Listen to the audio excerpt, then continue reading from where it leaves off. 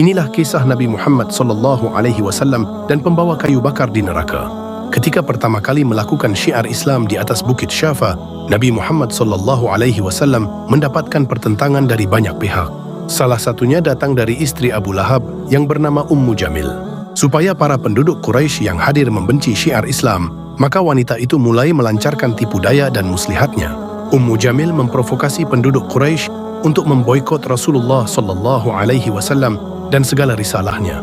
Atas perbuatan Ummu Jamil tersebut, Allah Subhanahu wa Ta'ala menurunkan firman-Nya dalam surah Al-Lahab ayat 1 hingga 5. Nabi Muhammad SAW juga membacakan firman Allah Subhanahu wa Ta'ala tersebut kepada Abu Lahab dan Ummu Jamil.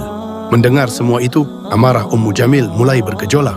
Pasalnya Al-Quran mensifati Ummu Jamil sebagai pembawa kayu bakar di neraka. Selang beberapa hari, amarah Ummu Jamil tidak tertahankan. Wanita ini lantas mengambil sebongkah batu, kemudian pergi mencari keberadaan Nabi Muhammad SAW. Batu tersebut ingin Ummu Jamil hantamkan kepada Rasulullah SAW supaya beliau celaka.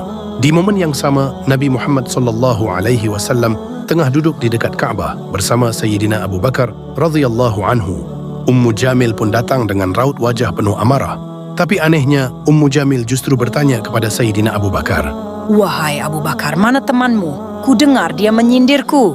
Demi Rabbku, andai kata aku melihatnya, tentu kutimpukan batu ini ke mulutnya. Demi Rabbku, aku adalah seorang penyair wanita." Dengan nada penuh amarah, Ummu Jamil kemudian melantunkan syair yang mencela Rasulullah dan syiar Islam beliau. Setelahnya, Ummu Jamil langsung pergi dari sana. Sayyidina Abu Bakar pun bertanya kepada Nabi Muhammad SAW yang sedari tadi berada di sebelah, "Wahai Rasulullah, tidakkah engkau melihatnya dan dia melihat engkau?" Rasulullah SAW bersabda, Dia tidak melihatku karena Allah telah menutupi pandangannya, sehingga dia tidak bisa memandangku. dan begitulah Allah Subhanahu wa Ta'ala melindungi Rasulullah SAW. Kendati demikian, Ummu Jamil masihlah berulah dengan hal-hal yang dirasa mendatangkan celaka kepada Nabi Muhammad SAW, seperti menabur duri di jalanan yang kerap dilalui Rasulullah. Bahkan duri tersebut ditempatkan di depan pintu rumah Nabi Muhammad SAW ketika malam hari. Dan begitulah Ummu Jamil disifati Al-Quran sebagai pembawa kayu bakar di neraka atas segala perbuatan tercelanya.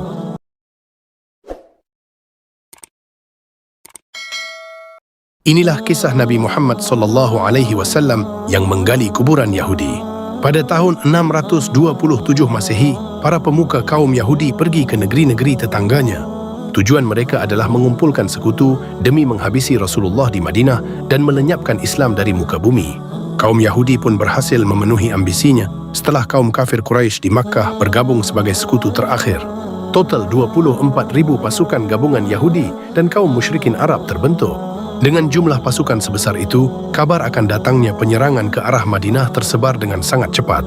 Nabi Muhammad SAW pun mengumpulkan para sahabat untuk bermusyawarah. Semua sahabat yang berkumpul dalam majelis jelas sepakat untuk melawan.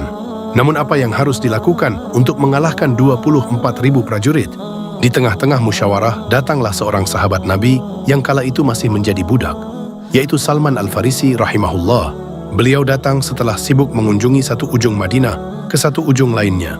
Setiap sampai di salah satu ujung Madinah, Salman Al-Farisi akan naik ke tempat paling tinggi. Kemudian beliau mengamati lingkungan yang dapat dijangkau oleh kedua matanya. Kegiatan mengamati itu adalah sebuah kebiasaan, karena sebelum menjadi budak, Salman merupakan ahli siasat perang Persia. Hasil pengamatan tersebut kemudian disampaikan kepada Rasulullah dalam musyawarah sebelumnya. Salman menyampaikan bahwa Madinah memang dilindungi gunung dan bukit-bukit, namun daerah luas dan terbuka untuk akses masuk ke kota merupakan kelemahan. Oleh sebab itu, Salman menyampaikan rencana untuk menggali lubang panjang di tanah atau parit. Mendengar rencana tersebut, Rasulullah dan para sahabat sangat setuju. Maka Rasulullah, Salman, dan sahabat lainnya pun mulai menggali. Hasilnya, parit sepanjang 3 km, lebar 6 meter, dan kedalaman 5,5 meter berhasil digali. Ketika waktu penyerangan tiba, pasukan kaum musyrikin terkejut bukan main melihat parit luas di hadapan mereka. Beberapa peleton pasukan berkuda kaum musyrikin nekat mencoba melompati parit tersebut. Tapi mereka berakhir meregang nyawa karena terjatuh sangat dalam. Apabila ingin memutar, mereka harus melalui gunung terjal yang sulit diakses. Akhirnya gabungan pasukan kaum musyrikin itu hanya bisa berdiam diri dan mendirikan tenda di sekitar parit selama 1 bulan. Dinginnya suhu hamparan padang pasir membuat pasukan kaum musyrikin mati satu persatu.